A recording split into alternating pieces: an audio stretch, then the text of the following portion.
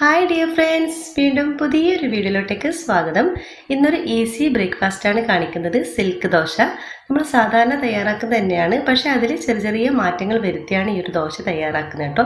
അപ്പോൾ നല്ല ടേസ്റ്റും ഉണ്ടാവും, അതുപോലെ തന്നെ നല്ല കാണാനും നല്ല ഭംഗിയുള്ളൊരു ദോശയാണ്.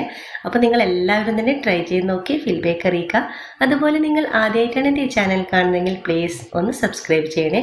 ആ കുഞ്ഞു ബെല്ലൈക്കൺ ക്ലിക്ക് ചെയ്യൂ, എങ്കിൽ ഓൾ എന്ന ഓപ്ഷൻ വരും. അതും കൂടി ഒന്ന് ക്ലിക്ക് ചെയ്യുമ്പോൾ ഞാനിടുന്ന പുതിയ വീഡിയോസിൻ്റെ നോട്ടിഫിക്കേഷൻ നിങ്ങൾക്ക് കൃത്യമായിട്ട് കിട്ടും. അപ്പോൾ പെട്ടെന്ന് തന്നെ വീഡിയോയിലോട്ടേക്ക് പോകാം. ഒരു ബൗളിലേക്ക് ഞാനിപ്പോൾ 1.5 കപ്പ് പച്ചരി എടുത്തിട്ടുണ്ട്. നന്നായിട്ട് കഴുകിയെടുക്കണം. അതിലോട്ടേക്ക് നമുക്ക് ആവശ്യത്തിനുള്ള വെള്ളം ഒഴിച്ചു കൊടുക്കാം.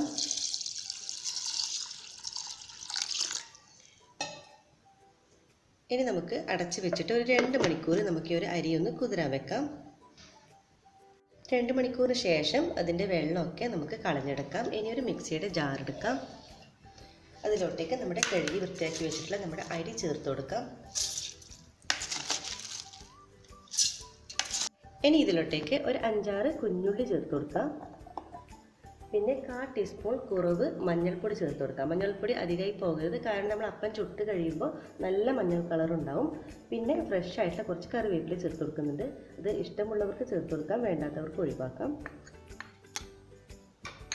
എന്നിട്ട് നമുക്കിത് അരഞ്ഞ് കിട്ടുന്ന പാകത്തിന് കുറച്ച് വെള്ളം ഒഴിച്ചു കൊടുക്കാം. വെള്ളം അധികമായി പോകരുത്, കാരണം നമ്മൾ അരച്ച് കഴിഞ്ഞ ശേഷമാണ് നമ്മൾ ബാക്കി വെള്ളം ചേർത്ത് കൊടുക്കുന്നത്. ഇപ്പോൾ ഏകദേശം ഇത്ര മതിയാവും, ഏകദേശം ഒരു 3 പാകത്തിന് മതി.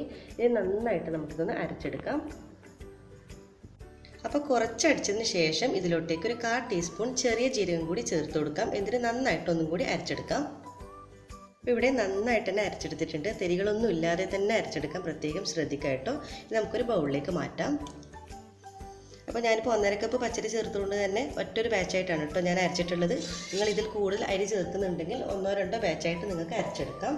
ഇനി നമുക്ക് ആവശ്യമായിട്ടുള്ള ഉപ്പ് ചേർത്ത് കൊടുക്കാം. എന്നിട്ട് ഇത് നന്നായിട്ടൊന്ന് മിക്സാക്കി എടുക്കണം. അപ്പോൾ ഇപ്പോൾ നമ്മുടെ ബാറ്റർ ഉള്ളത് കുറച്ച് കട്ടിയായിട്ടാണ് കേട്ടോ ഉള്ളത്. പക്ഷേ നമ്മുടെ ഈ അപ്പത്തിന് ഇത്ര കട്ടി വേണ്ട കേട്ടോ, കുറച്ച് ലൂസായിട്ടാണ് വേണ്ടത്. അതാണ് ഞാൻ ആദ്യം പറഞ്ഞത്, നമ്മൾ അരി അരക്കുമ്പോൾ വെള്ളം അധികം ചേർക്കാതെ അരച്ചതിന് ശേഷം ഈ ഒരു സ്റ്റേജിൽ അരച്ച് കഴിഞ്ഞതിന് ശേഷമാണ് നമ്മൾ വെള്ളം ചേർത്ത് കൊടുക്കേണ്ടത്. അപ്പോൾ നമുക്ക് കുറച്ചും കൂടി വെള്ളം ചേർത്ത് കൊടുക്കാം. കുറച്ച് ലൂസായിട്ടാണ് നമ്മുടെ ഈ ഒരു മാവ് വേണ്ടത്. അപ്പോൾ കുറച്ച് ചേർത്ത് നന്നായിട്ടൊന്ന് മിക്സാക്കി നോക്കാം. കുറച്ചും കൂടി കട്ടിയുണ്ട്, നമുക്ക് കുറച്ചും കൂടി ചേർത്ത് കൊടുക്കാം. നമ്മൾ നീർദോശയൊക്കെ തയ്യാറാക്കുന്ന ആ ഒരു രീതിയിലാണ് കേട്ടോ ഇത് വേണ്ടത്. കുറച്ച് ലൂസായിട്ട് ആ രീതിയിലാണ് നമുക്ക് വേണ്ടത്.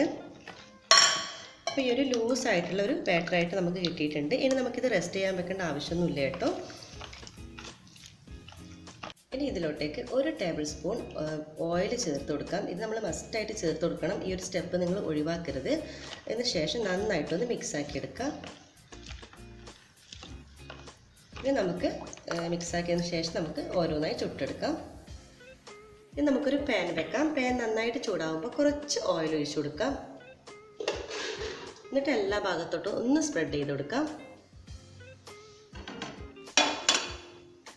അതിനുശേഷം നമ്മുടെ തയ്യാറാക്കിയിട്ടുള്ള മാവ് കുറച്ചെടുത്തിട്ട് ഇതിലോട്ടേക്ക് ഒഴിച്ചു കൊടുക്കാം.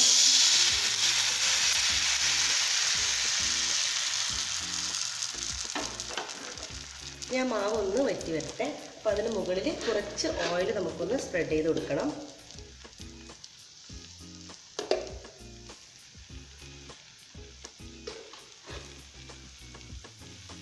പെട്ടെന്ന് തന്നെ ആയിക്കട്ടും കേട്ടോ, നല്ല ബബിളായിട്ട് വന്നിട്ടുണ്ടോ. ഇനി നമുക്കൊന്ന് തിരിച്ചിട്ട് കൊടുക്കണം.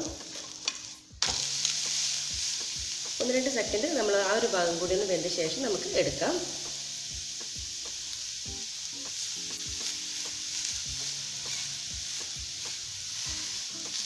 ഒന്നും കൂടി നമുക്ക് തിരിച്ചിട്ട് കൊടുക്കാം.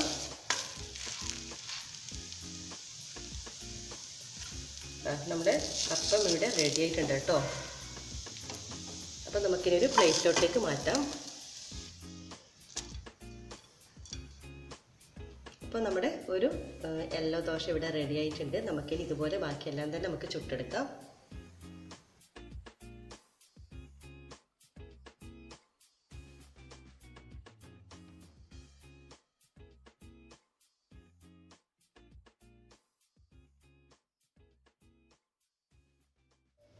അപ്പോൾ നമ്മുടെ സിൽക്ക് ദോശ അല്ലെങ്കിൽ നമ്മുടെ യെല്ലോ ദോശ ഇവിടെ എല്ലാം തന്നെ റെഡിയാക്കി വെച്ചിട്ടുണ്ട്. ഞാനിപ്പോൾ ഒരു സെർവിംഗ് പ്ലേറ്റിലോട്ടേക്ക് മാറ്റിയിട്ടുണ്ട്. നല്ല ടേസ്റ്റാണ് കേട്ടോ, കാണാൻ നല്ല ഭംഗിയില്ലേ, അതുപോലെ തന്നെ ടേസ്റ്റിൽ നല്ല രുചിയാണ്. അപ്പോൾ നിങ്ങൾ എല്ലാവരും തന്നെ മസ്റ്റായിട്ടൊന്ന് ട്രൈ ചെയ്ത് നോക്കണേ, എല്ലാവർക്കും ഇഷ്ടപ്പെടും. നമ്മൾ സാധാരണ തയ്യാറാക്കുന്നതും കുഞ്ഞു കുഞ്ഞു കാര്യങ്ങളൊക്കെ നമ്മളിതിൽ മാറ്റി ചേർക്കുമ്പോൾ നല്ല രുചിയായിരിക്കും കാണാൻ. ഇപ്പോൾ നമ്മൾ സാധാരണ തയ്യാറാക്കുന്ന ഒരു ഡിഫറെൻറ്റ് ടേസ്റ്റ് ആയിരിക്കും ഉണ്ടാകുന്നത്. അപ്പോൾ എല്ലാവർക്കും ഇത് ഇഷ്ടമായെന്ന് കരുതുന്നു. നിങ്ങളെല്ലാവരും ട്രൈ ചെയ്ത് നോക്കുന്ന സമയത്ത് ഫീഡ്ബാക്ക് അറിയിക്കുക. അതുപോലെ ഇതുവരെ സബ്സ്ക്രൈബ് ചെയ്യാതെ കാണുന്നവരാണെങ്കിൽ പ്ലീസ് ദയവായി ഒന്ന് സബ്സ്ക്രൈബ് ചെയ്യണേ. ഇൻഷാ അല്ലാഹ് വീണ്ടും മറ്റൊരു നല്ലൊരു വീഡിയോയിലൂടെ വീണ്ടും കാണാം. അതുവരേക്കും എല്ലാവർക്കും ഒരിക്കൽ കൂടി താങ്ക് യു.